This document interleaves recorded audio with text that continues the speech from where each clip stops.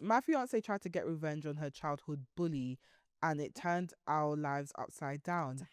I lost all respect for her and I think we are done. What did she do? He's an op. Aloha. Welcome. It's Monday. Sorry. Welcome to another mini-sode, Reddit Realness, where we get into the gist, your gist, our gist, anyone's gist. Well, not our gist, probably your gist or someone's gist on Reddit. And also we make Mondays a bit lighter for you. Without chaos and our bad advice. It's not bad advice. It's unhinged advice at best. But it's advice. But yeah, shall we put... guys, sorry, we're going to get straight to the point. The Americans are happy. And it's late. It's late. I'm not going to lie to you. It's late and we've got far to travel. Yeah, the Brits will be angry. The Americans will be happy. We'll go straight into the yap. So put that fake meeting into your calendar. And let's get into some gist. Reddit Realness. My fiancée tried to get revenge on her childhood bully and it turned our lives upside down. I lost all respect for her and I think we are done. What did she do? He's an op. Anyway, continue. I am a grown woman in my 30s who is currently engaged to another grown woman in her 30s. I'm using a throwaway account because of how ridiculous this whole situation is. I'm both furious at my fiancée and disgusted with her. Damn, what did she do? I doubt our relationship will survive this. I have already been looking into new living arrangements. My fiancée Ella and I have been together for 5 years. We both struggled growing up as queer kids, her more than me. Ella identifies as butch and has since she was a tomboy. Last year, she started going to a therapist she found through an anxiety support group she found on this site. That was the worst decision I've seen someone make. Her therapist did nothing but tell her that she was right and everyone was wrong. Ella brought up being teased in school, and her therapist thought that was the root cause of her anxiety. Ella started talking about the girl, Bev, who decided was the cause of her mental illness. Bev apparently used to call her a pig for belching in the lunchroom in middle school. My fiancé says she used to use gross out humour and her male friends encouraged it. I told her she sounded like they were the bullies, but she shut it down. Her middle school years were rough because she was the gross, dirty girl nobody liked. What she went through was awful, but she decided Bev, a girl she hadn't seen in decades, was the cause, just because she was the first to call her out. Ella has ADHD and is a major people pleaser, so I can see how she would act like that to impress her friends without catching on how nasty it was. For the past few months, she's been telling me that she wants to confront Bev for the part she played in her trauma. I told her it was ridiculous, but her joke of a therapist agreed with her. Weeks ago, I found out she found Bev on Facebook. Now married with a life. Anella has been stalking her. She calls her workplace to tell them that they hired a sociopath. Called the police to make sure her kids weren't being abused. Damn. Made insane posts under a burner account and left reviews under her job's Google reviews about her. Her victim finally pressed charges because Ella decided to confront her at her job and record it. Guess what? My fiancée got arrested and has harassment charges since she had been proud of what she's been doing. She posts on Reddit about getting pro-revenge and the younger people encourage this BS. Ella's online behaviour became public and she lost her job because of it since she works with kids. Oh my God. She insists that her behaviour is due to her PTSD, that her joke of a therapist suggested she has. I can't take this and I left to live with my family. I never imagined her doing something like this. She's obsessed with the fake pro-revenge stories and seems to think she's the hero in this. I reached out to Bev to apologise and the woman begged to be left alone. She apologised for calling her gross in the 6th grade and said she doesn't deserve it. Ella is mad because I told her I probably would have acted the same at that age when someone was belching and making fart noises all day. This whole situation is ridiculous and my fiancé is acting like a trauma victim. She is ill, alright. She's ill, alright, just not the way I believe she was. Nobody's on her side besides her online enablers. I've never been part of something so ridiculous and I think I'm going to cut my losses. Your fiance's sick, by the way. Your fiancé is going through psychosis. She's going through something. This is not normal. She needs more help than the therapist. And also, did they say it's an online therapist? No, they didn't go into the details. We don't know if it's Judith. Stop! That's what you're asking. No. Yeah, like, because also here's the thing. The therapist would have said, I can imagine why they would say it's okay to confront your bullies. I don't think. Well, I'm not a therapist. I wouldn't necessarily know that is good advice straight away. But Terrible. I also don't think that anyone would have imagined that confronting getting closure from your bully would look at like what Bev is doing. Going to her workplace. First of all, what kind of quack therapist do you have? Sorry. This is what I would say. Go on. People shouldn't lie to their therapists. Yeah, but this is what I was going to say. We don't know. Into enablers. We don't know what she said to the therapist. Exactly. And we don't know what the therapist has said back and how she's translated that. Right. Yeah, and that's why I say you're going to get a therapist, be prepared to tell the truth. You see me? I don't have a therapist because I don't have time to tell the truth. Everyone's wrong and I am right. Stephanie. And because I know I'm that kind of person, I'm aware of my character. I'm not going to a therapist because it's not going to help me. I'm going to lie. Gonna lie to protect myself. They're all wrong. I did not deserve that. I don't even know what to say to that. Yeah, it's given. She isn't obviously completely aware of her own emotions, and so I don't know that the breakdown that she's told you the therapist has given her is the breakdown she's received, and what other advice she was given that she's disregarded, because I don't think the therapist would have just said, hey, go to your bully and nothing else.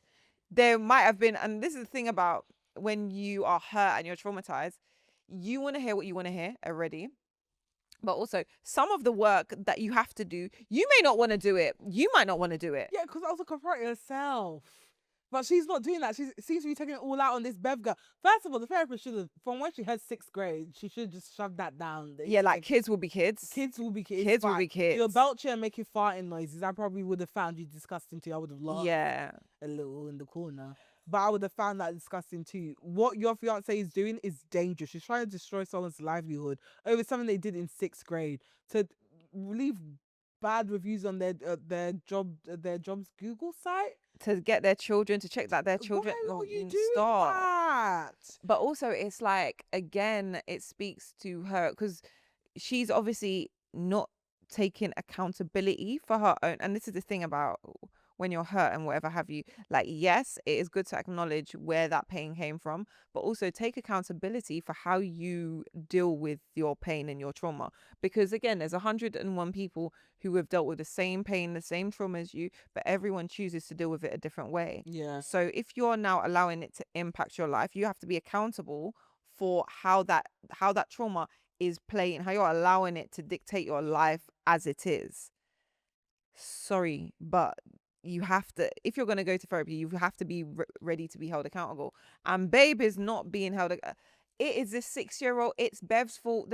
The girl was 6. Can we get a fucking grip? She was 6th grade, not 6. Sorry, 6th grade. 6th grade, not 6. But yes, well, like if you're not being. What's that? 11? Yeah. Something like that. If you're not prepared to be held accountable, don't go to therapy. Again, like I said, I'm not prepared. 11 to 12. Okay, 11 to 12. I can't even imagine at my big age me coming after people that wronged me in my life to that extent. I don't to get revenge. My revenge is my existence. What?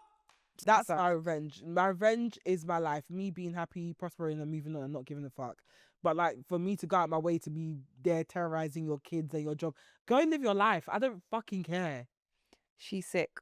She's obviously having a breakdown, and whatever interventions the therapist was supposed to, it may be the fact that she's far gone, like the capacity that the therapist has been maxed, and she needs additional help. Then it's the therapist's responsibility to make sure she gets that help. That's your duty. If you see someone is clearly mentally ill, refer them to get more help, because this sounds the fiance has confirmed that she's mentally ill. It sounds like she's going through an episode here.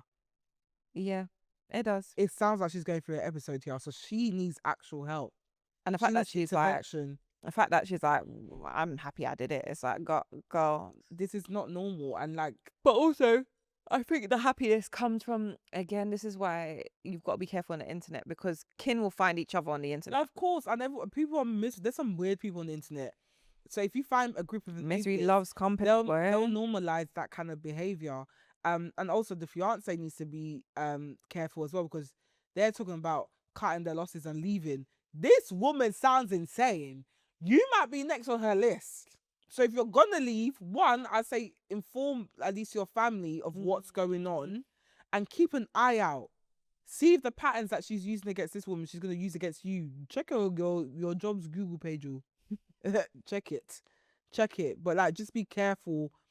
Try and be a bit mindful of how you break it down to her, because she sounds like she'll go after anyone that's wrong to her at this point. Because she'll go back to her little friends and say, "Yeah, my fiance left them." They'll be like, "Yeah, go destroy their lives, Yeah. key their car, yeah."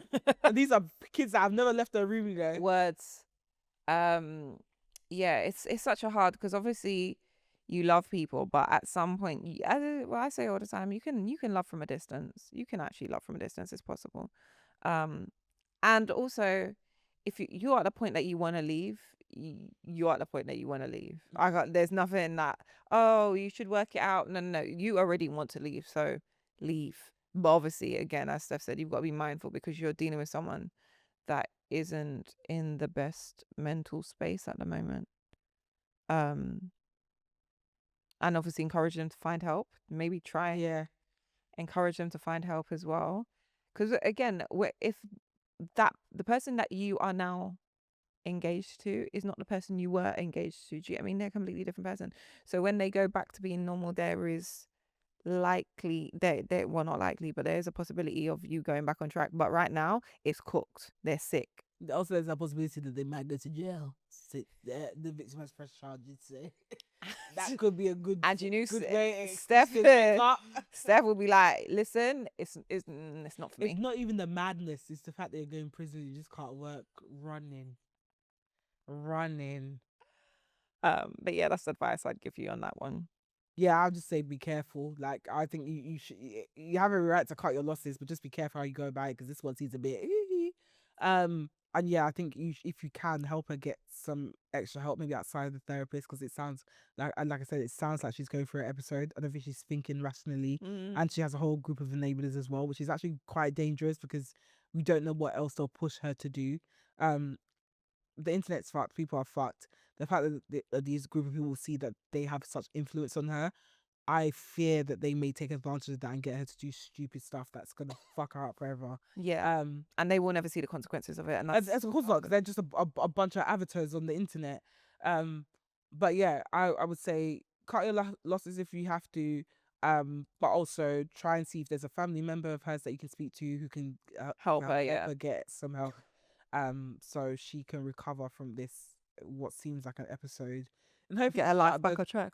Yeah, and I hopefully sort the charges as well. And also, if she gets help and they do identify that she was going through an episode, it might reduce whatever sentence or repercussion they give her for the harassment charges. That brings us to the end of today's minisode. Guys, if you are watching, guys, girls, we're all lads here. If you are watching or listening on YouTube and you enjoyed this episode, make sure you like, comment, and subscribe. Let us know what advice you would offer this woman. Should she leave her fiance? Should she stay with her? Let us know your thoughts in the comments below. Spotify gang, same thing. Comment. Let us know your thoughts on this episode. What would you do? What advice would you offer? Let us know. Also, if you are watching or listening on Spotify, Apple, or any other place where you get your podcast and you enjoyed this mini-sode, make sure you give us a not a thumbs up, a 5-star rating, not a 4.8, not a 4.9, but 5-star rating. Also give us a follow on Spotify if you are listening from there as well, and join the Got Here gang so you can keep up to date with all our latest episodes. Patreon gang, love you.